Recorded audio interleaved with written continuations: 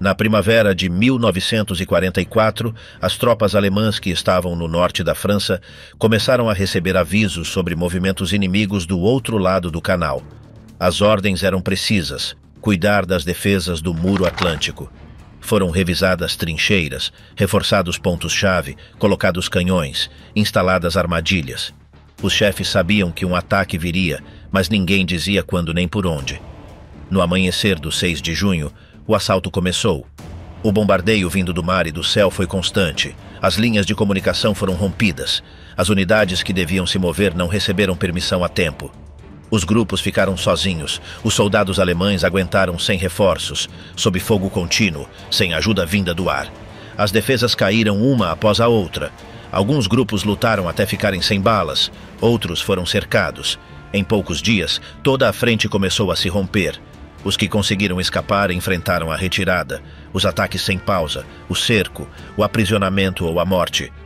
O que aconteceu dentro das linhas alemãs enquanto o dia D devastava a costa francesa?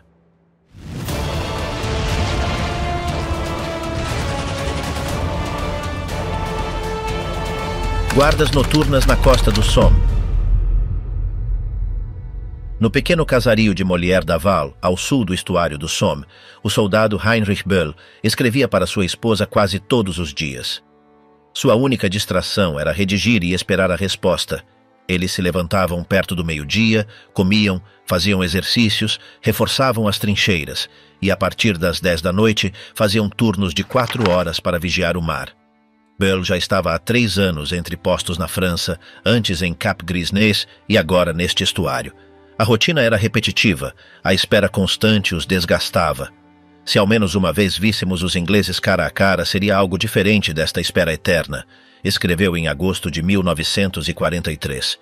Se tentassem atacar por aqui e desse errado, talvez isso mudasse a guerra. Com o que temos nesta área, provavelmente nem tentarão, mas ninguém sabe o que virá.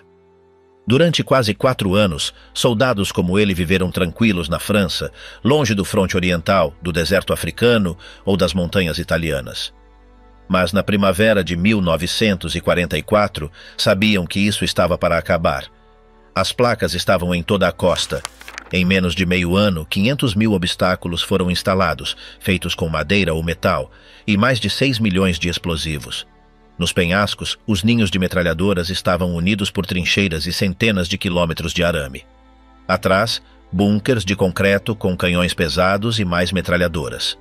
Em seguida, vinha uma faixa semeada de armadilhas, terrenos baixos alagados, barreiras para blindados, campos minados, estacas com projéteis velhos. Tudo isso buscava frear qualquer aterrissagem aérea ou terrestre. Além do limite costeiro, também se viam os preparativos: estações de trem, cruzamentos ferroviários, pontes, arsenais, depósitos, posições de artilharia, radares. No início de 44, a rede de apoio do exército alemão na França havia começado a ser atacada por aviões inimigos. As incursões chegavam a somar 750 aeronaves por vez. Os caças-bombardeiros percorriam o norte francês sem obstáculos, atirando em trens, caminhões, depósitos. Quando chegou junho, mais de 76.000 toneladas de bombas já haviam sido lançadas, cortando quase por completo o acesso ao resto do Reich. O que não se podia ver também se sentia. O instinto dos soldados advertia. Perto de Bayeux, o chefe de artilharia Werner Pluskat reuniu sua unidade. A mensagem habitual tornou-se diferente, mais seca. O artilheiro Heinz Severloh notou. Pluskat falava de cumprir nosso dever como sempre, mas no final disse algo que nunca antes havia dito. Um cadáver alemão já não pode salvar sua pátria. A oeste, por Colleville, Franz Gockel, de 18 anos, olhava para o canal. Seu posto era um refúgio de concreto com quase 2 metros de espessura. Raramente víamos 2 aviões alemães sobrevoando a área. Nós os apelidamos de Max e Moritz, ele contava. As defesas se reforçavam. Canhões reais e falsos eram instalados. O nível de alerta subia. Os mais veteranos pressentiam. "Vem algo aí", murmuravam. Nos dias quentes do verão de 40, a ideia de uma invasão era inexistente. O exército alemão havia tomado posições para controlar.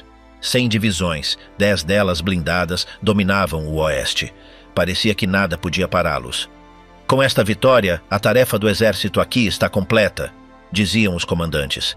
Mas depois os conflitos nos Balcãs, África e Rússia começaram a levar recursos. Em junho de 1941, ao iniciar a ofensiva contra a União Soviética, restavam no oeste apenas 37 divisões de segunda linha. No ano seguinte, apenas 24, sem tanques, cuidavam de toda a costa desde a Holanda até a fronteira espanhola. O general Gerd von Rundstedt, chefe supremo do fronte ocidental, não apenas tinha poucas tropas, mas as que restavam eram de baixa qualidade, unidades desgastadas ou novas sem experiência. Rundstedt chegou à França em março de 1942. Tinha 66 anos, levava mais de meio século como militar e havia sido demitido antes por ordenar uma retirada no fronte oriental. Nunca se identificou com o partido, mas também não se conheceu oposição ao regime. Isso o tornava útil. Quando lhe ofereceram o comando, respondeu: "O que o Führer ordenar, farei até meu último suspiro." Sua base estava sob uma colina, atrás de um colégio nos subúrbios de Paris. Alojado em uma casa confiscada, ele se adaptou bem ao ritmo do comando na França. Não trabalhava além das 8 da noite, levantava-se tarde, gostava de charutos e álcool, mas não levava uma vida luxuosa. Seus assistentes o respeitavam. O apelidavam de o último cavalheiro. Sua memória e visão estratégica continuavam firmes. Sua simples presença elevava o ânimo das tropas. Ainda assim, seu cargo tinha pouco poder real. Hitler e seu círculo direto decidiam tudo. A Marinha e a Força Aérea não estavam sob seu controle. "Vê o guarda lá fora?" ele reclamava. "Se quero movê-lo para o outro lado, tenho que pedir permissão em Berchtesgaden." Enquanto isso, os soldados na França viviam relaxados. Havia espetáculos, ingressos de teatro, casas de descanso com ambiente de férias. Recordavam um marinheiro em Cherburgo. Quem estava no leste os chamava de os que vivem como deuses na França. Mas isso não era bem assim. Ir a Paris era limitado. Não queriam incomodar os locais nem quebrar o controle. O infante reclamava: "Nem sequer conhecemos a cultura do país." O ministro Goebbels notava: "Viver na França nunca fez bem às nossas tropas." Com o tempo, a rotina, o álcool, as francesas e a falta de disciplina geravam problemas. Os casos de abuso, roubos e violência subiam. As tarefas eram chatas. "O que patrulha os penhascos não vê mais do que ondas que vão e vêm", dizia o capitão Lindner. Bull resumia: "Esperamos o inglês toda a noite, mas ele ainda não aparece. Fico intrigado se ele realmente virá." Uma vez tentaram. Foi em Dieppe, no 19 de agosto de 1942. Os tanques aliados mal saíram da água e ficaram presos. Não conseguiram abrir uma brecha. À tarde tudo já tinha acabado.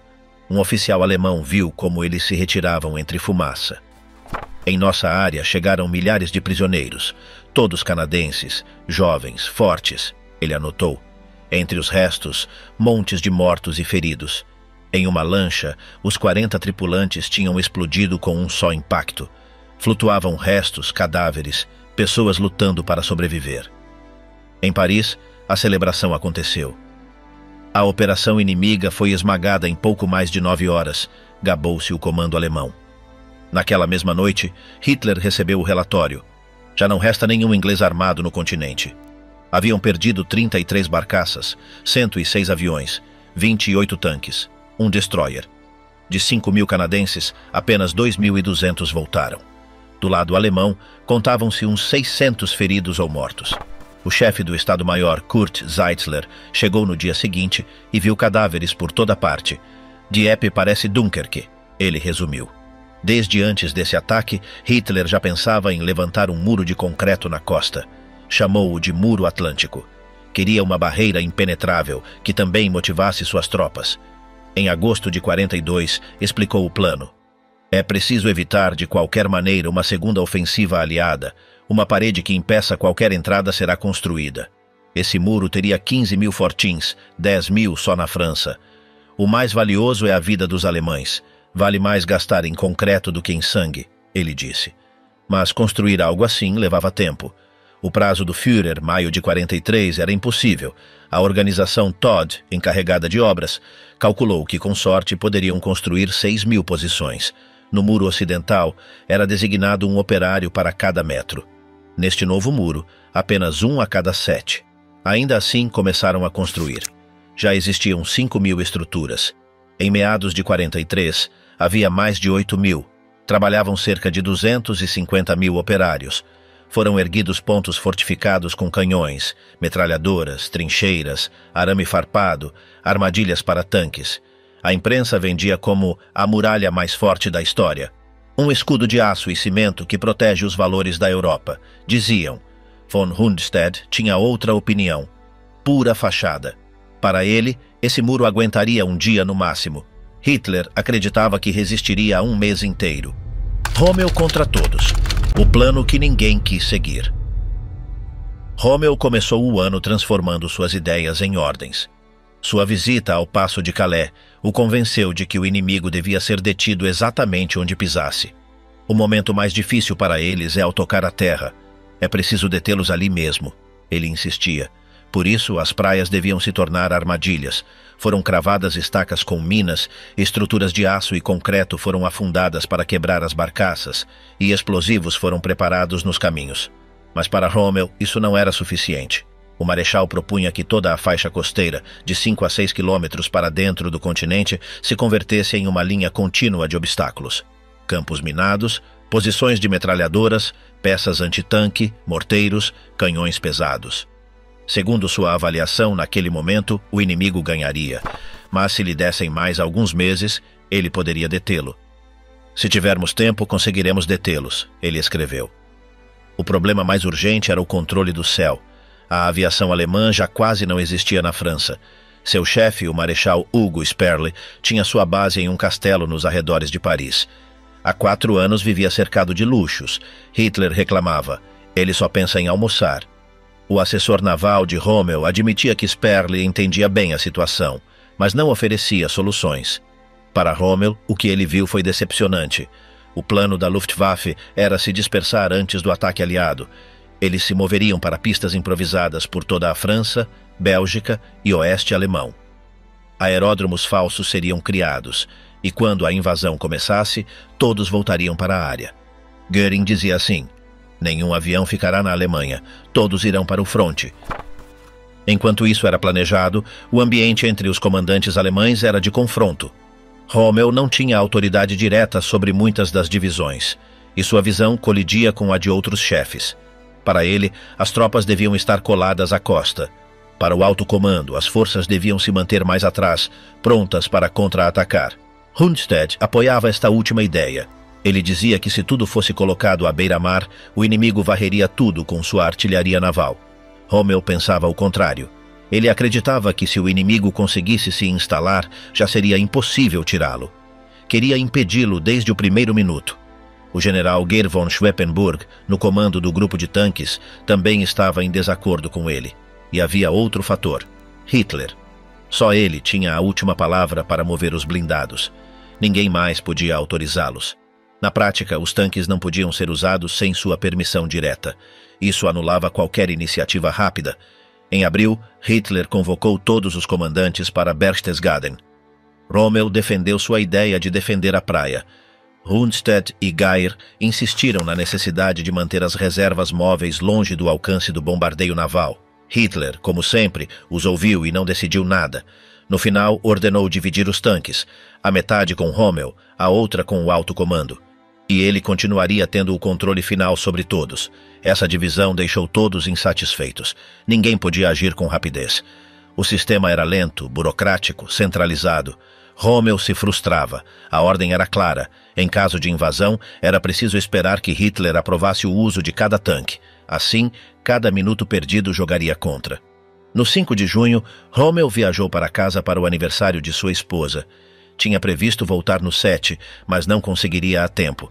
Enquanto isso, o clima na Normandia era cinzento. Chovia. Ninguém acreditava que os aliados desembarcariam sob essa tempestade. Por isso, muitos chefes não estavam em seus postos. No quartel, os telefones começaram a tocar depois da meia-noite do 6 de junho. Unidades reportavam paraquedistas inimigos em diferentes pontos. Os informes eram confusos. Falava-se de manobras falsas.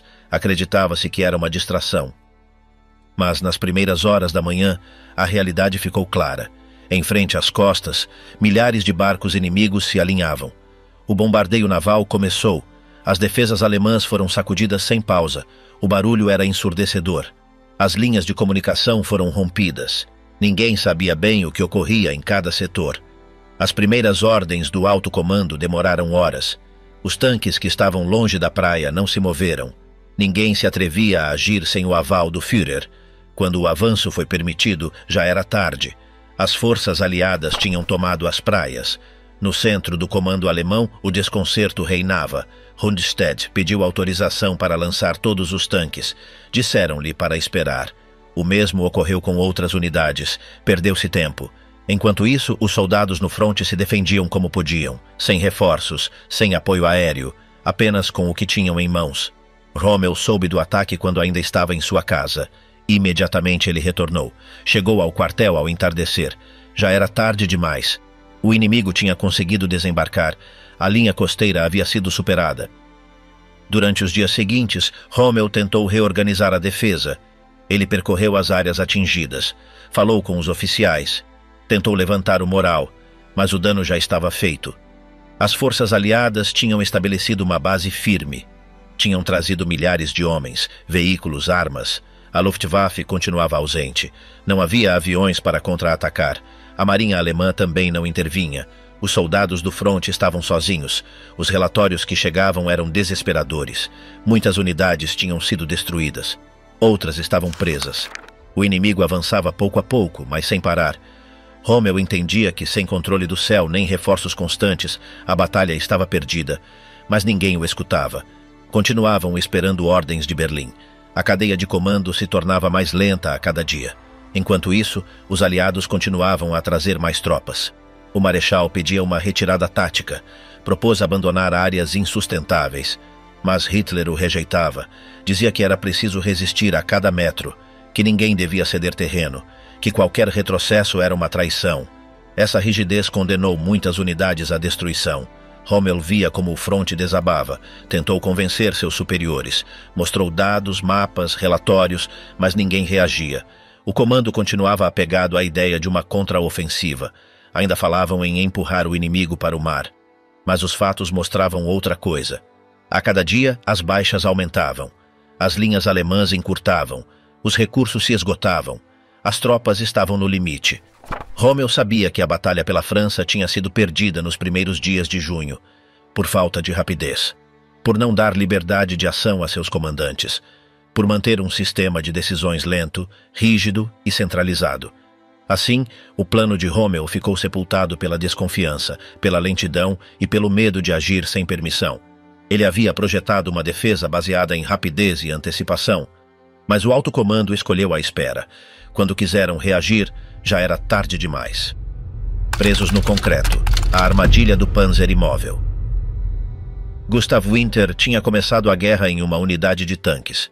Terminou seu serviço metido em uma torre imóvel, fundida em cimento na costa da Normandia. Ele pertencia ao regimento 726 da divisão estática 716. Seu posto ficava em uma duna, logo atrás da praia de Colleville, em frente a Omaha. O veículo onde ele estava já não podia se mover. Era um Panzer III velho, sem motor nem rodas, metido em uma caixa de concreto até a borda. Só servia como ponto de tiro. O terreno era arenoso, então não podiam enterrá-lo diretamente. Tudo estava cercado por cimento. Só restavam dentro 2 pessoas, o atirador e o carregador. O canhão funcionava com uma manivela. O apelidavam de o tanque de concreto. De lá, o canhão apontava para a beira da praia. Sua tarefa era atirar em qualquer um que tentasse sair da água. Sua posição era parte da defesa principal, logo atrás das metralhadoras e canhões que cobriam a costa. Antes ele tinha estado na França e na Rússia, em um Panzer III completo. Agora sua única função era atirar de uma caixa fixa. A mudança foi difícil para ele aceitar. Ele tinha perdido 2 dedos por congelamento no fronte russo. Também não sentia parte do nariz. Os pés ficaram danificados. Passar mais de um dia em um tanque sem aquecimento, com temperaturas abaixo de 0, os deixou marcados. Em uma ocasião, uma tripulação inteira morreu congelada. Quando os tiraram, pareciam estátuas. Por isso o transferiram para ser instrutor. Mas depois o reatribuíram. Temiam que sua aparência assustasse os recrutas. O puseram para dirigir caminhões. Mais tarde, como era um atirador experiente, o mandaram para o Muro Atlântico. Adaptaram o sistema de tiro para que ele pudesse usá-lo com 8 dedos. Seu ajudante era um rapaz checo-alemão, meio lento, mas entusiasta. Seu posto fazia parte de uma rede de posições nas dunas. Havia um canhão antitanque giratório, vários refúgios para 1 ou 2 homens, trincheiras para infantaria e algumas casas convertidas em quartéis, conectadas por túneis e cheias de armadilhas. Para ele, essas defesas eram fracas, pelo menos comparadas com o que se via no leste. Mas ali, na França, pensavam que os aliados não poderiam desembarcar com tanques suficientes. Sabiam que tinham lanchas, mas não em quantidade para mover milhares de veículos de uma vez. Não imaginavam a capacidade de organização inimiga. As praias estavam semeadas de estruturas metálicas com minas, chamadas de portas belgas, projetadas para arrebentar lagartas e danificar lanchas. Milhares desses obstáculos cobriam a faixa entre a maré alta e a baixa. Tudo parecia muito seguro. Ainda assim, alguns soldados sofriam o que chamavam de medo da invasão. Passavam o dia olhando para o mar com binóculos, esperando que algo aparecesse. Viviam isolados nas dunas. A ansiedade aumentava a cada rumor. Na prática, a vida era confortável. Os civis franceses se aproximavam para negociar, apesar das regras. Eles traziam pão, leite, cidra, ovos e até carne. Em troca, recebiam cigarros, cadarços ou óleo para lamparinas.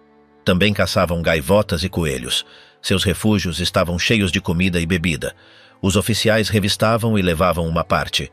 Nas divisões blindadas isso não era permitido, mas na infantaria estática era comum.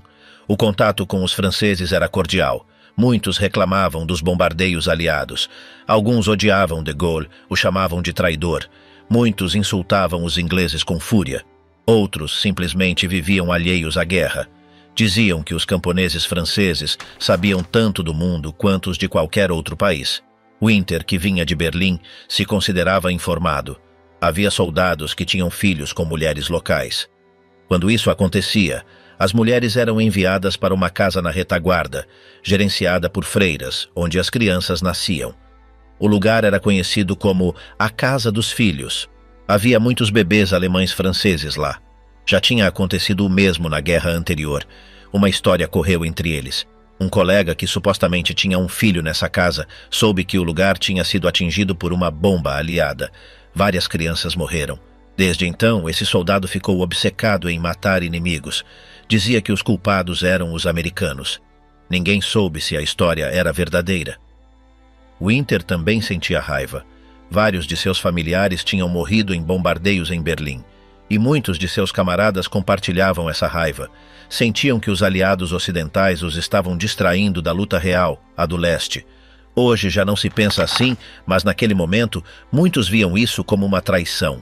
Acreditavam que, em vez de atacar a França, os aliados deveriam ter apoiado a Alemanha contra os soviéticos. Na madrugada do 6 de junho, Winter e seu ajudante entraram no tanque de concreto à meia-noite.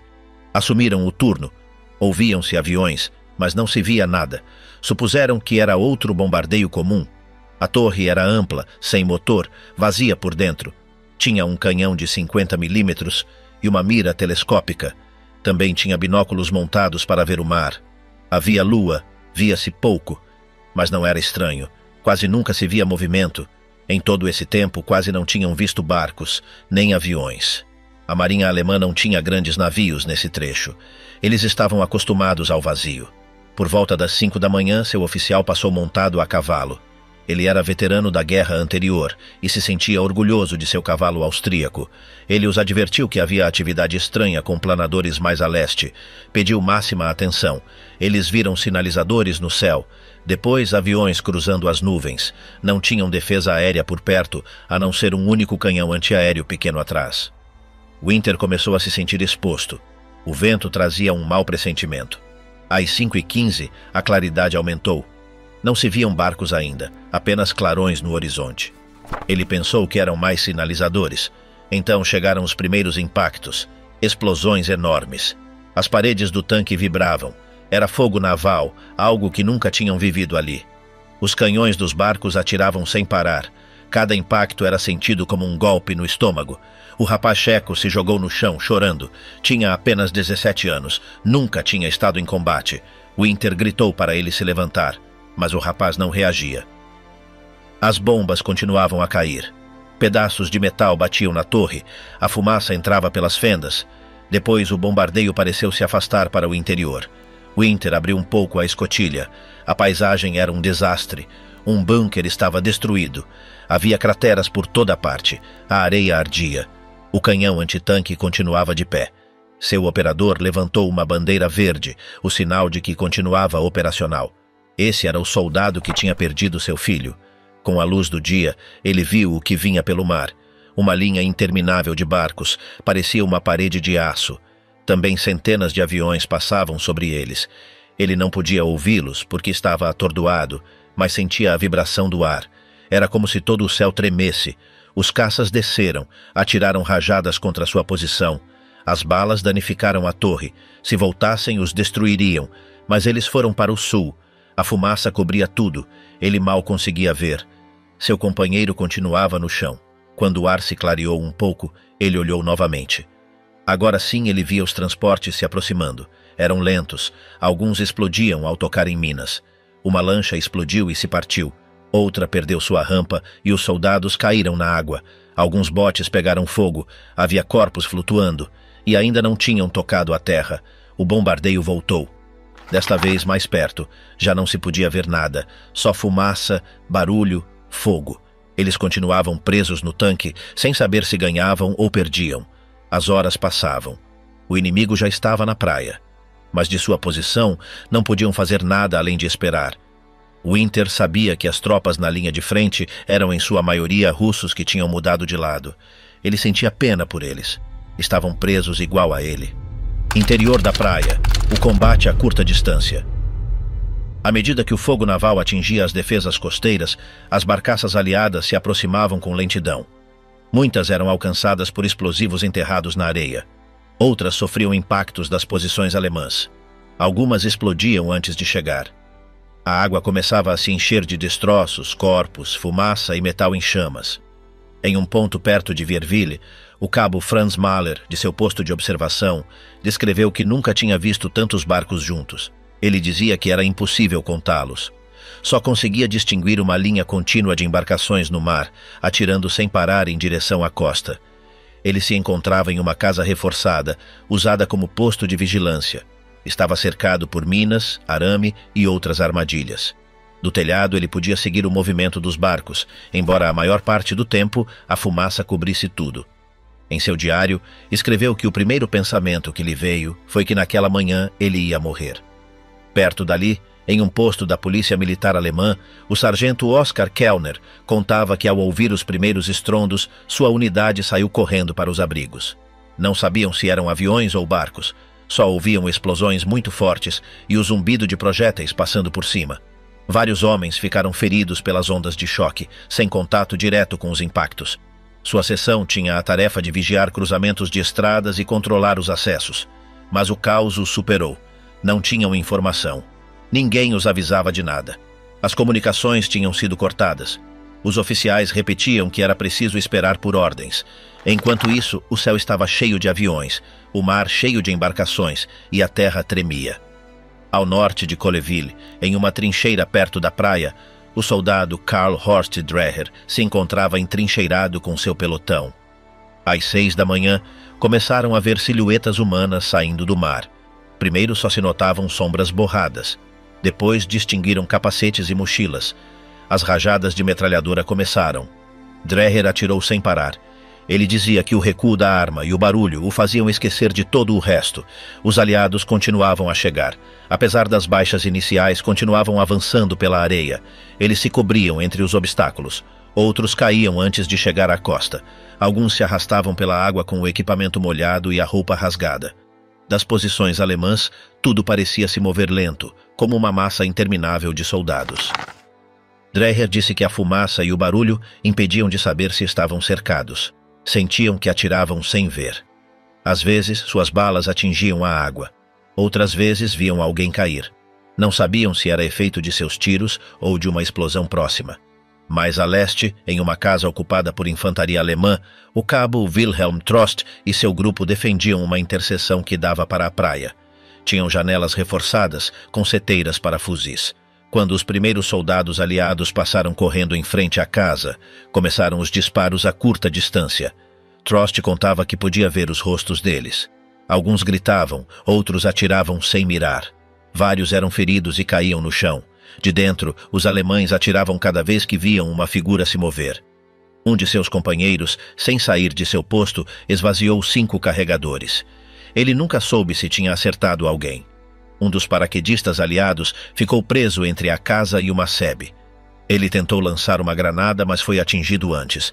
Outro tentou se cobrir atrás de um poste, mas uma rajada o derrubou. Trost anotou que nunca tinha visto algo tão confuso. O ar estava cheio de poeira, fumaça, gritos, disparos. No final do caminho, um canhão antitanque continuava a atirar nos veículos que se aproximavam pela praia. Mas as explosões o silenciaram minutos depois. Os restos do canhão ficaram fumegando. Não houve sinais dos artilheiros.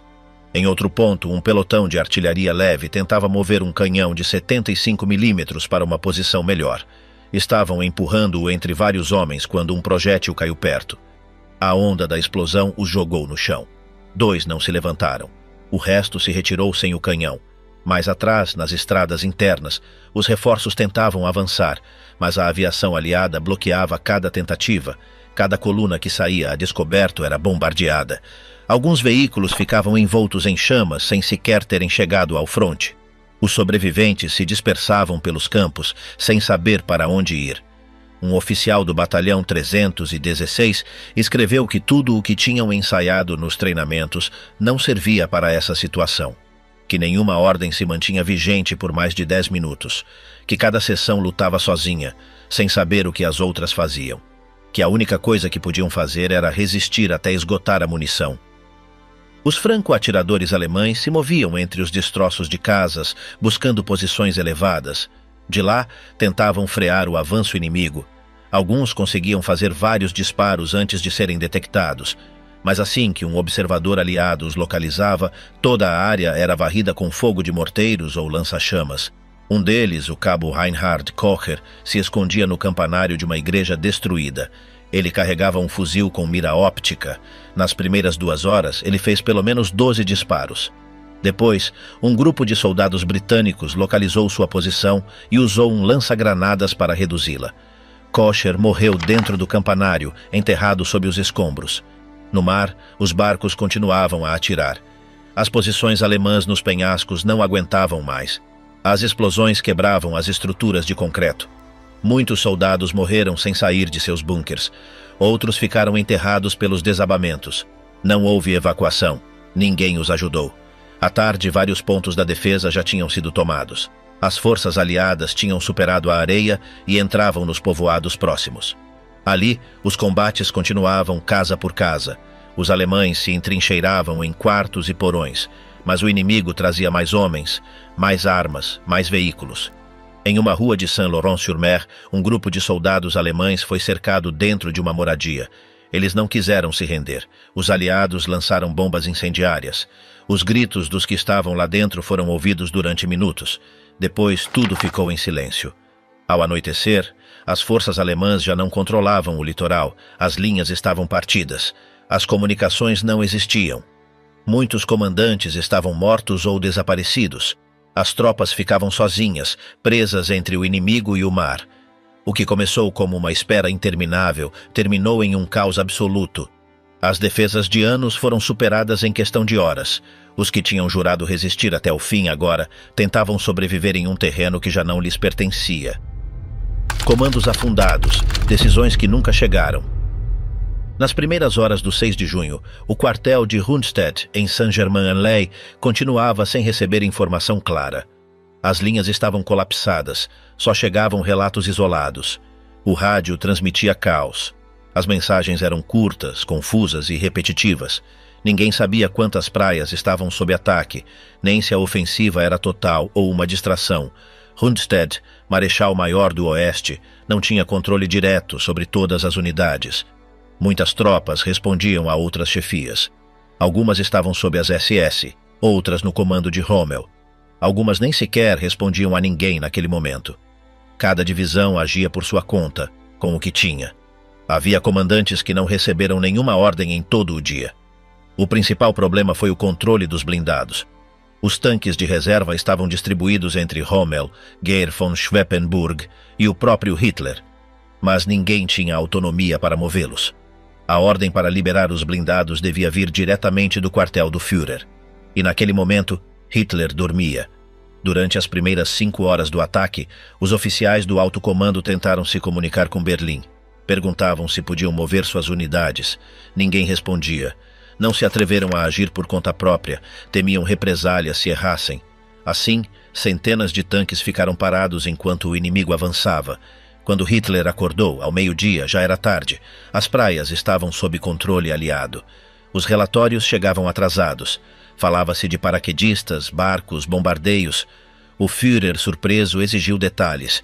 Os generais lhe explicaram que o ataque era real, mas ele ainda pensava que se tratava de uma manobra falsa. Por isso, não liberou todos os tanques. Apenas autorizou o movimento parcial de algumas unidades. Disse que era preciso esperar o verdadeiro ataque, que provavelmente seria em Calais. Pensava que os desembarques na Normandia eram uma isca. Essa ideia atrasou ainda mais a reação alemã. Enquanto isso, no quartel de Rommel, a situação era outra. O marechal tinha saído no dia anterior para visitar sua esposa. Não regressou até a tarde do 6. Ao chegar, encontrou o caos. As tropas estavam superadas. As praias já eram do inimigo. Os acessos estavam bloqueados. As estradas eram intransitáveis pelos bombardeios. Não se podia enviar reforços. Rommel tentou reorganizar a defesa. Propôs um contra-ataque imediato com as divisões blindadas, mas não tinha autoridade para movê-las. Pediu permissão a Berlim. Não houve resposta. O tempo passava. Alguns generais, como Marx, à frente da 84ª Divisão de Infantaria, decidiram agir por conta própria. Lançaram ataques limitados em direção às praias, mas sem apoio aéreo, nem tanques suficientes, foram repelidos com facilidade. As baixas foram altíssimas. Marx foi ferido por uma bomba semanas depois. Morreu em um traslado. O general Geier von Schweppenburg também tentou avançar com seu grupo de tanques, mas foi atingido por um bombardeio aéreo aliado em um cruzamento de estradas. Seu estado-maior foi destruído. Ele ficou ferido. Sua unidade, sem comando, ficou fora de combate. As tentativas de reorganizar as forças alemãs eram lentas e sem coordenação. As estradas estavam cobertas de escombros. Os trens tinham sido destruídos pela aviação. Os depósitos de combustível estavam ardendo. Não havia como mover grandes unidades sem serem atacadas do ar. Na costa, os batalhões alemães resistiam isolados. Muitos não sabiam se estavam cercados. Os rádios não funcionavam. Os cabos estavam cortados.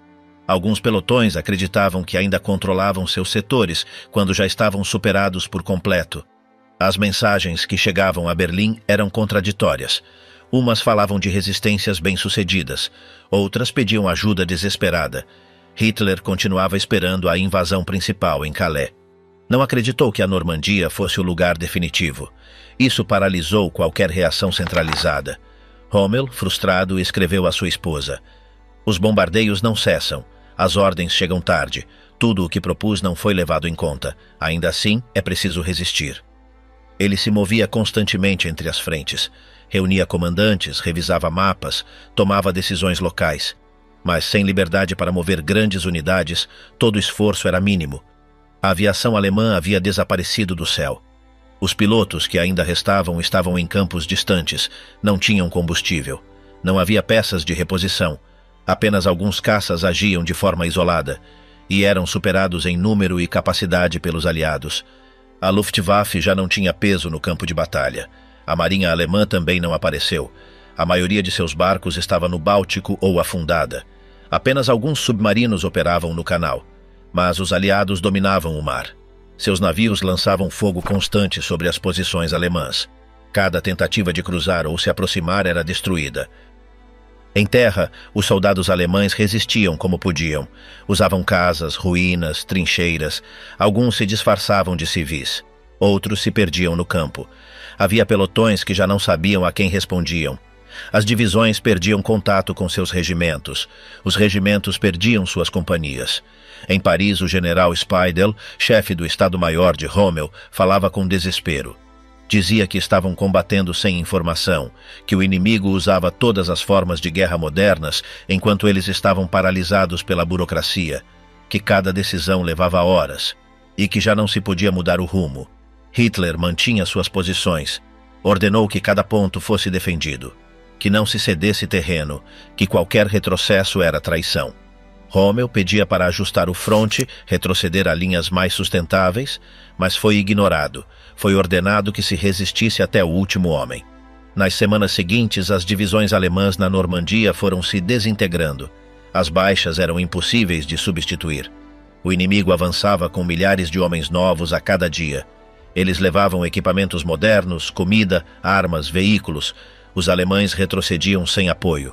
O fronte se partiu em múltiplos focos. Cada povoado era uma nova batalha. As cidades eram tomadas casa por casa. Cada resistência era anulada por tanques, aviões, lança-chamas. Não havia reforços, não havia saídas. O sistema de comando alemão, rígido, centralizado e lento, tinha colapsado. Ninguém tomava decisões a tempo. Os generais não podiam agir. Os soldados estavam sozinhos. Cada unidade ficava presa em seu próprio inferno. O funil de Falaise, preso sem saída. Após semanas de combates, bombardeios constantes e retirada contínua, as forças alemãs que restavam na Normandia foram cercadas.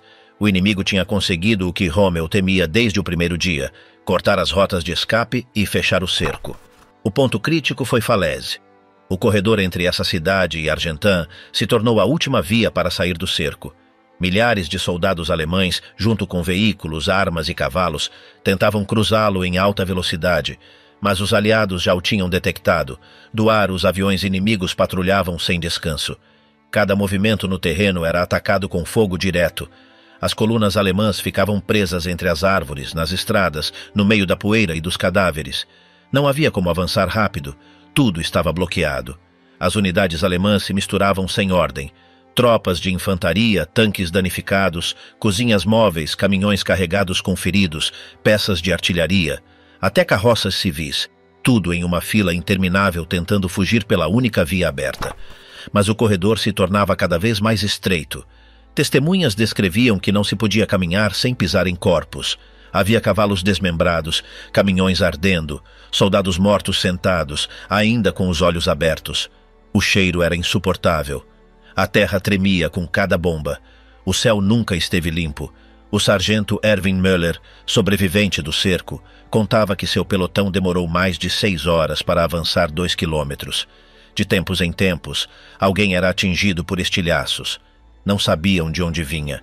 Só viam pessoas caírem, às vezes sem emitir um som. Eles continuavam a caminhar. As ordens eram simples: sair de lá de qualquer jeito. Alguns iam a pé, outros em bicicletas roubadas, muitos sem botas. Alguns carregavam os feridos em portas, arrastando-os pela lama. Havia oficiais caminhando com o olhar perdido, sem falar. Outros gritavam ordens que ninguém ouvia. Cada vez que um avião aparecia, todos se jogavam no chão. Muitos não voltavam a se levantar. As árvores ardiam. As explosões abriam trincheiras. Os caminhões voavam em pedaços. As rodas giravam sozinhas entre a fumaça. O corredor se convertia em um campo de fogo. Os aliados lançavam fogo de todas as direções. Os canadenses avançavam do norte, os americanos do sul, os britânicos do oeste. Cada vez mais perto, o cerco se fechava. Alguns grupos conseguiram romper as linhas inimigas à noite. Eles se guiavam pelas estrelas. Marchavam sem luzes, às vezes em silêncio. Mas a maioria foi capturada ou eliminada. Apenas alguns poucos conseguiram sair. O resto ficou dentro. Entre os presos não havia distinção. Havia divisões Panzer, soldados rasos, oficiais, enfermeiros, cozinheiros, mensageiros, todos misturados.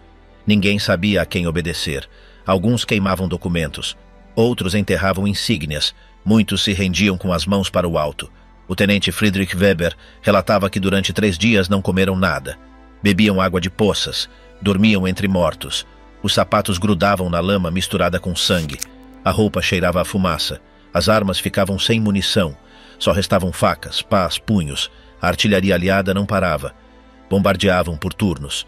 Quando os obuses se calavam, vinham os caças. Depois os morteiros. Depois novamente os obuses. O som nunca cessava. Ninguém podia falar sem gritar. Os ouvidos sangravam. Alguns perdiam a noção do tempo. As estradas se enchiam de veículos abandonados. Caminhões com munição explodiam como fogos de artifício. As chamas alcançavam as árvores. Tudo ardia. Alguns se cobriam com cobertores molhados. Outros se enterravam em trincheiras. Ninguém estava a salvo. No centro do corredor, uma coluna de tanques tentou avançar. Apenas um passou. Os outros ficaram presos, encalhados entre corpos e destroços. Os soldados se refugiaram sob os blindados, mas foram atingidos da mesma forma. O fogo aéreo entrava pelas fendas. Não restava escape. O general Eberbach, chefe do grupo Panzer, foi capturado tentando atravessar. Ele ia em um veículo leve, sem insígnias. Os aliados o interceptaram em uma estrada secundária. Ele não ofereceu resistência. Sabia que tudo estava perdido. Nas últimas horas, alguns grupos alemães tentaram abrir caminho à força. Atacavam com o que tinham. Alguns carregavam lança-granadas, outros atiravam de bicicletas, avançavam entre explosões. Muito poucos conseguiram. Um pelotão que conseguiu sair por um bosque próximo demorou 5 dias para chegar a um ponto seguro. De 27 homens, apenas 7 sobreviveram. Um deles escreveu que a única coisa de que se lembrava era o som dos aviões e o cheiro de carne queimada. O campo entre Falaise e Argentan ficou coberto de restos. Durante semanas, os habitantes da região viram colunas de fumaça, destroços de tanques, partes humanas, cavalos mortos. O chão ficou preto. O ar continuava a cheirar a morte. Os aliados não recolheram os corpos de imediato. O campo foi deixado como estava. Alguns soldados tiraram fotos junto aos restos. Outros não quiseram olhar. O corredor foi batizado pelos franceses como a Calçada da Morte. Os números oficiais indicavam que entre 50.000 e 60.000 soldados alemães foram cercados. Mais de 10.000 morreram no cerco. Milhares mais foram capturados. Apenas uma fração conseguiu escapar. O exército alemão na Normandia ficou desfeito. Depois de Falaise, o fronte ocidental já não pôde deter o avanço aliado. A defesa alemã se converteu em uma série de linhas improvisadas. A ordem desapareceu. O comando se tornou simbólico. A moral afundou. O que tinha sido uma força organizada terminou como um grupo de sobreviventes. O cerco de Falaise selou o destino do exército alemão na França. Não foi uma batalha. Foi um massacre lento, a céu aberto, sem proteção, sem comando, sem esperança.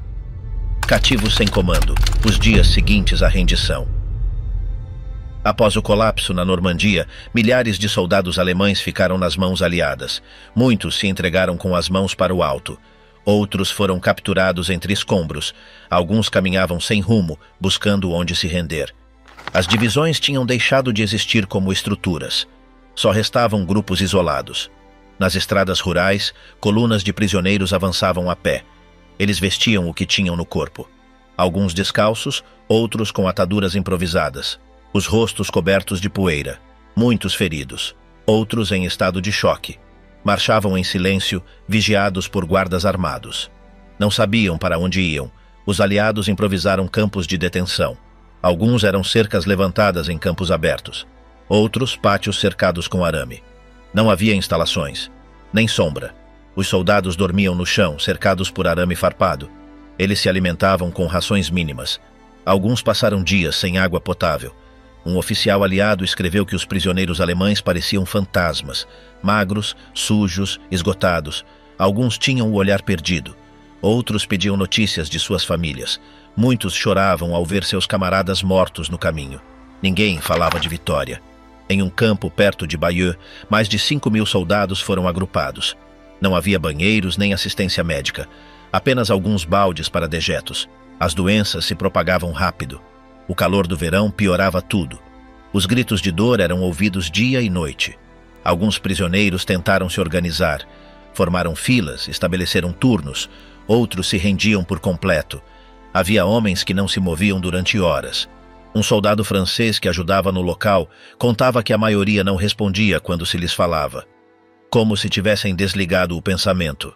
Os oficiais alemães também foram capturados. Muitos ocultavam seus postos para evitar represálias, desfaziam-se de insígnias, queimavam documentos. Alguns foram reconhecidos pelos próprios soldados, outros tentaram se misturar entre os prisioneiros rasos. Em um dos campos, um general foi identificado por sua postura e sua forma de falar. Os soldados britânicos o separaram e o interrogaram. Ele se negou a responder. Apenas pediu água e uma cadeira. Passou 3 dias em silêncio. Depois foi transferido. As condições variavam segundo o campo. Alguns eram mais bem organizados, outros eram improvisados. Os soldados capturados eram interrogados por oficiais aliados. Perguntavam-lhes sobre posições, unidades, planos. Muitos não sabiam o que dizer. Só repetiam que tudo tinha terminado. Na Normandia, os campos se encheram rápido. Quando não havia espaço, os prisioneiros eram enviados para o interior da França. Alguns foram levados em caminhões. Outros caminhavam durante dias. Houve marchas de 20, 30, até 40 quilômetros sob o sol. Vários morreram por exaustão. Um jovem de 19 anos, recrutado meses antes, relatou que caminhou 3 dias sem comida. Ele se alimentava de raízes. Ao chegar ao campo, o separaram de seu grupo. Não voltou a ver ninguém conhecido. Esteve 1 mês preso em um campo cercado com arame, dormindo sobre pedras. Depois o enviaram de trem para a Inglaterra. Alguns oficiais aliados tratavam os prisioneiros com respeito. Outros não. Havia maus-tratos, insultos, espancamentos. Vários soldados alemães foram agredidos por civis franceses ao passarem por povoados destruídos pelos bombardeios. Ninguém intervinha. Os franceses tinham perdido casas, famílias, plantações. Viam nos prisioneiros os causadores de tudo. Alguns lhes cuspiam, outros lhes atiravam pedras. Havia aldeias que obrigavam os soldados alemães a limpar escombros, enterrar corpos ou recolher restos. Em um povoado do norte, um grupo de soldados foi obrigado a trabalhar na reconstrução de uma igreja. Dormiam em um estábulo. Comiam 1 vez ao dia. O padre local lhes lia passagens da Bíblia em voz alta. Um dos soldados contava que, embora não entendesse as palavras, se sentia castigado. Os prisioneiros feridos eram levados a hospitais de campanha. Ali recebiam atenção médica básica. Os que podiam caminhar voltavam para os campos. Os mais graves ficavam em macas, entre gritos e moscas. Alguns eram operados sem anestesia completa. Faltavam médicos, faltavam ferramentas. Os soldados que tinham perdido membros ficavam separados. Formavam-se barracas só com mutilados. Havia filas de homens sem pernas, sem braços, com vendas nos olhos. A maioria não falava. Olhavam para o teto. Alguns se arrastavam para se mover. A Cruz Vermelha visitou alguns campos, registraram casos, entregaram água e medicamentos, mas não podiam cobrir tudo. As autoridades aliadas tinham prioridades, as rotas, os suprimentos, as próprias tropas. Os prisioneiros eram secundários. Nos interrogatórios, os aliados buscavam dados úteis. Muitos alemães entregavam mapas, localizações, nomes. Outros se negavam a falar. Havia medo. Não sabiam se seriam fuzilados. Havia rumores. Alguns diziam que seriam enviados para a Sibéria. Outros, que seriam usados como escravos. Ninguém sabia a verdade. Pouco a pouco, os prisioneiros foram transferidos para outros países. Alguns foram enviados para a Inglaterra, outros para os Estados Unidos. Vários terminaram em campos do norte da África. Eram usados para trabalhos agrícolas, para construir estradas, para limpar ruínas. Os oficiais eram enviados separadamente. Alguns foram julgados. Outros ficaram presos por anos, sem saber seu destino. Houve casos de oficiais que passaram 4 ou 5 anos presos antes de serem libertados. Quando voltaram, suas famílias já não estavam. As cartas eram controladas. Só se podia escrever 1 vez por mês. Muitos nunca receberam resposta. Outros recebiam cartas censuradas. Alguns soldados escreviam sem parar, embora não soubessem se alguém lia. Nos campos, o tempo parava. Os dias passavam sem diferença. Alguns brincavam com pedras. Outros contavam os passos entre as cercas. Formavam-se coros, pequenos grupos de música, times de futebol improvisado. Mas o ambiente continuava sendo de derrota. Um dos prisioneiros, um padeiro antes da guerra, escrevia poemas em guardanapos. Ele guardava cada um em uma caixa de papelão. Dizia que queria se lembrar que ainda tinha algo seu. Anos depois foi libertado. Sua caixa de poemas foi a única coisa que ele levou consigo. O cativeiro não foi apenas uma reclusão física. Foi uma pausa forçada, um silêncio que durou anos. Para muitos, a guerra não terminou com a rendição. Continuou na espera, na incerteza, nos dias sem nome por trás das cercas. O bunker e o eco, decisões a partir do confinamento. Enquanto o fronte se desfazia na Normandia, Hitler continuava em seu quartel em Rastenburg, cercado por mapas, relatórios incompletos e generais temerosos. Recebia notícias por partes. As mensagens chegavam com atraso. O que ocorria no campo levava horas para chegar à sua mesa. Durante os primeiros dias da invasão, ele se recusou a aceitar que a Normandia fosse o lugar principal do ataque. Continuava convencido de que o verdadeiro desembarque seria em Calais. Ordenou não mover as reservas. Mandou esperar. As divisões blindadas ficaram imóveis. Quando chegaram os relatórios de que os aliados tinham rompido as defesas e avançavam para o interior, Hitler reagiu com raiva. Acusou seus comandantes de agir sem vontade. Gritou que tinham desobedecido, que não tinham confiado em suas decisões. Dizia que o tinham traído. Ele reunia seu círculo de confiança em longas sessões noturnas. Revisava cada parte do fronte, apontava rotas com o dedo, perguntava por divisões que já não existiam, dava ordens que já não podiam ser cumpridas, mandava reforçar posições que tinham caído dias antes. Os generais se calavam. Nenhum se atrevia a contradizê-lo. Alguns tentavam suavizar os relatórios, outros evitavam falar.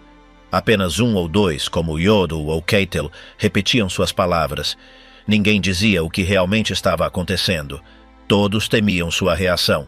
Rommel, um dos poucos com autonomia, tentou lhe explicar a situação real. Em um encontro, ele lhe disse que sem controle aéreo e sem liberdade para mover tropas, o fronte estava perdido. Que continuar resistindo na Normandia era impossível. Que era preciso recuar. Hitler o escutou em silêncio. Não respondeu de imediato. Dias depois, Rommel foi ferido em um ataque aéreo. Seu carro foi atingido. Ele sofreu fraturas, foi retirado do comando. Nunca mais voltou ao fronte. A partir de então, a relação entre Hitler e seus generais se tornou mais tensa. Ele desconfiava de todos, trocava de chefes a cada semana, dava ordens diretamente às divisões sem passar pelos comandos. Intervinha em decisões mínimas. Tudo tinha que passar por ele. No bunker, as noites eram longas. Ele se trancava com mapas e papéis. Lia os relatórios de inteligência repetidamente. Buscava sinais de traição. Ordenava prisões. Repetia que o exército devia obedecer sem perguntar, que a vontade bastava para vencer. Quando os aliados liberaram Paris, Hitler não reagiu em público, apenas ordenou destruir a cidade se ela fosse tomada. O general von Choltitz, encarregado da guarnição, se recusou a cumprir. Ele rendeu a cidade. Foi preso depois. Hitler o chamou de covarde. O Estado-Maior já não funcionava como antes. Os relatórios eram ocultados. As cifras de baixas eram manipuladas. As derrotas eram descritas como recuos táticos. As unidades destruídas eram omitidas.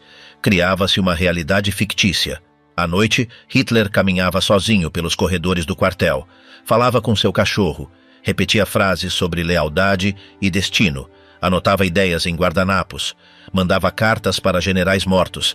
Isolado, ele perdia contato com o campo. Já não confiava em ninguém. O alto comando tentou recuperar o controle. Alguns generais, como Guderian e Model, propuseram reorganizar o fronte. Pediam recuos, realocação de recursos. Mas Hitler se opunha. Ordenava resistir. Cada metro de terreno devia ser defendido como se fosse Berlim. Ele mandou construir linhas defensivas atrás de linhas já perdidas. Foram investidos recursos em bunkers que nunca foram usados. Enquanto isso, faltavam munições, roupas de inverno e combustível. Os soldados recebiam ordens contraditórias. Ninguém sabia o que fazer. Os relatórios aliados falavam de um inimigo sem comando claro, de tropas que lutavam por inércia, de generais que pediam ordens a Berlim e recebiam silêncio. O caos no comando alemão se tornou evidente. Em julho, um grupo de oficiais alemães tentou matar Hitler. O atentado falhou, mas marcou uma mudança. Desde então, Hitler desconfiava até de seus ajudantes, mudou de residência, aumentou a segurança, ele se isolou ainda mais. O ambiente no bunker se tornou mais tenso. Ninguém levantava a voz. As reuniões eram monólogos. Hitler falava durante horas, os demais assentiam. As decisões importantes eram tomadas sem debate. O exército ficou atado à sua vontade. Na Normandia, enquanto isso, as últimas unidades alemãs eram arrasadas. As divisões que sobreviveram ao cerco de Falaise estavam reduzidas. As reservas já não existiam. Os reforços não chegavam. A cada dia se perdia mais terreno. Mas no bunker, os mapas continuavam mostrando linhas. Hitler insistia em manter posições. Não aceitava retiradas. Mandava contra-ataques com unidades fantasmas. Acreditava que uma mudança de sorte era possível, que a história voltaria a seu favor. Os generais sabiam que tudo estava perdido, mas ninguém o dizia. Nos corredores, alguns falavam em sussurros, outros esperavam o momento de fugir. Alguns já planejavam sua entrega aos aliados. Apenas alguns poucos continuavam acreditando. O fracasso na Normandia não foi apenas militar, foi a quebra do comando alemão. As decisões deixaram de se basear em fatos, elas se guiavam por fantasias, por mapas, por discursos. A realidade já não importava. A queda da França marcou o princípio do fim. Hitler, isolado, desconfiado e recluso, tomou o controle absoluto. A cada dia mais longe do fronte, a cada dia mais perto do colapso. Fuga sem fim. Últimos passos do exército alemão na França. Após o cerco de Falaise, o fronte alemão na França desmoronou. As divisões que conseguiram sair estavam destruídas. Não tinham veículos. Os soldados caminhavam por rotas secundárias, evitando estradas, cruzando campos. A maioria avançava a pé, sem munição, sem rádio, sem destino claro. Nos povoados do interior, os civis franceses já não temiam. Alguns saíam para ver as colunas em retirada. Outros abriam casas saqueadas. Os grupos de resistência agiam sem se esconder. Tomavam pontes, eliminavam patrulhas. A rede alemã de ocupação desaparecia. As estradas se enchiam de restos, caminhões abandonados, canhões sem rodas, montanhas de uniformes jogados fora, documentos queimados. Cada pelotão fazia o que podia. Não havia ordens claras, só restava recuar. Os sobreviventes falavam pouco, caminhavam em grupos pequenos, alguns com ataduras, outros descalços, muitos já sem insígnias, evitavam povoados, dormiam em florestas, comiam raízes, pão seco, o que encontrassem. A disciplina militar já não existia. O cabo Karl Heinze recordava que cruzaram o Sena por uma ponte improvisada. Do outro lado, ninguém os esperava. Não havia caminhões, nem médicos, nem comandos. Apenas mais soldados cansados. Todos perguntavam a mesma coisa. E agora, o que fazemos? As linhas de defesa que Berlim tinha prometido nunca foram construídas. As posições da retaguarda estavam vazias. As reservas já não existiam. A aviação não voava. A artilharia não atirava. Só restavam restos. Em Paris, a bandeira alemã caiu sem disparos. As últimas unidades se retiraram sem lutar. Alguns deixaram mensagens nas paredes. Voltaremos! Outros quebraram suas armas. O general encarregado não destruiu a cidade. Ignorou a ordem. Entregou a capital sem resistência. Os altos comandos não apareciam. Hitler não falava da França, apenas do fronte do leste. Dizia que ali estava a verdadeira batalha. Enquanto isso, os soldados do oeste cruzavam a Bélgica, o Luxemburgo, até chegarem à Alemanha. Em Aachen, as ruas estavam cheias de unidades dispersas, grupos de 5, 6 homens, sem comando. Os hospitais já não recebiam mais feridos. As estações de trem estavam colapsadas, não havia transportes, só fumaça, ruínas, soldados silenciosos. Um tenente contava que passou 3 semanas sem saber a quem devia se reportar. Vagueava entre povoados, perguntando por seu regimento. Nunca o encontrou. No final, foi designado para uma unidade de substituição. Mas já não importava. Tudo estava desabando. A moral estava destruída. Ninguém falava de vitória, apenas de sobreviver. Alguns tentavam chegar em casa. Outros se escondiam em fazendas. Alguns se entregavam aos aliados. Diziam que preferiam estar presos a morrer sem sentido. Nas estações, os trens militares já não tinham direção. Vagões cheios de armas, sem destino. Contêineres vazios, caixas quebradas, corpos não enterrados nas valas. O caos era total. No sul da França, as tropas também recuavam. A Operação Dragoon, lançada em agosto, empurrou o exército alemão em direção aos Alpes. As unidades se retiravam sem combates. O terreno era difícil, o clima piorava. Ninguém tinha mapas atualizados. Os prisioneiros aumentavam a cada dia. As colunas de soldados alemães nas mãos dos aliados ocupavam quilômetros de estrada. Havia oficiais misturados com recrutas, médicos, cozinheiros, mecânicos, todos capturados, todos desarmados. As cartas do fronte deixaram de chegar. As famílias alemãs recebiam notificações genéricas. Desaparecido. Prisioneiro. Ferido. Muitas nunca souberam o destino final de seus filhos. A censura impedia que a verdade fosse contada. Os generais que tinham sobrevivido ao desastre eram chamados a Berlim. Alguns foram substituídos, outros desapareceram. O comando central só ouvia o que queria ouvir. Falava-se de recuos controlados. Ninguém dizia derrota. Na fronteira alemã, novas linhas defensivas foram improvisadas, valas foram cavadas, ninhos de metralhadora foram levantados, armadilhas foram instaladas, mas não havia soldados suficientes, nem munições, nem esperança. Os que vinham do fronte sabiam que não resistiriam. Tinham visto, tinham vivido. Os aliados tinham tanques, comida, aviões, rádios, combustível. Eles tinham lembranças, feridas, medo, nada mais. O coronel Siegfried Karl, que comandou uma unidade Panzer na Normandia, escreveu em seu diário: "Já não é uma guerra, é uma queda, uma descida lenta, dolorosa, sem final claro." Ele foi capturado um mês depois. Alguns soldados tentaram desertar, tiravam o uniforme, misturavam-se entre civis. Outros se refugiavam em conventos, em aldeias perdidas. Alguns conseguiram se esconder por meses. Outros foram denunciados por vizinhos. O medo do castigo do próprio exército era maior que o medo do inimigo. Havia pelotões encarregados de procurar desertores. Fuzilamentos rápidos eram ordenados. Os corpos ficavam ao lado da estrada, com cartazes que diziam "traidor". O inverno chegou com os restos do exército ainda sem se reorganizar. As botas rotas, os casacos escassos, as rações mínimas. O frio matava mais que as balas. Nas florestas do oeste alemão, os sobreviventes da Normandia cavavam buracos para dormir. Cada noite se ouviam passos, tiros isolados, gritos distantes. Ninguém sabia se eram inimigos ou próprios. Ninguém confiava em ninguém. O exército tinha se tornado uma sombra, um reflexo quebrado do que foi. De Rastenburg, Hitler continuava a mandar telegramas. Pedia resistência, jurava que a sorte mudaria, que o inimigo se cansaria, que a Alemanha ainda podia vencer. Mas para os que vinham do oeste, essas palavras já não significavam nada. O fronte ocidental, construído com anos de recursos, propaganda e morte, tinha se quebrado em semanas. As praias, que deviam ser a tumba do inimigo, foram o princípio do fim, e os que voltaram o fizeram com os olhos fundos e a guerra marcada na pele. Depois do desembarque na Normandia, o exército alemão perdeu a iniciativa. As unidades ficaram isoladas, sem conexão entre si.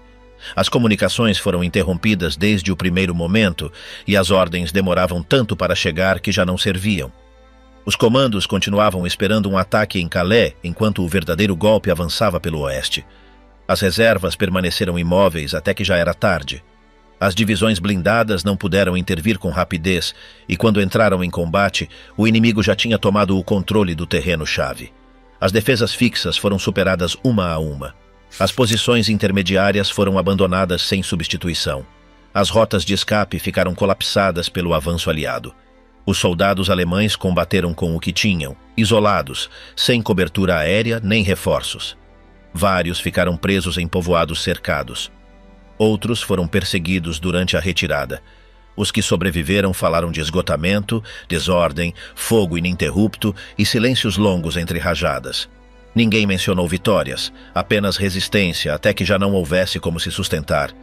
A Normandia foi o momento exato em que o fronte ocidental alemão deixou de existir como estrutura real. Tudo se desarmou por dentro.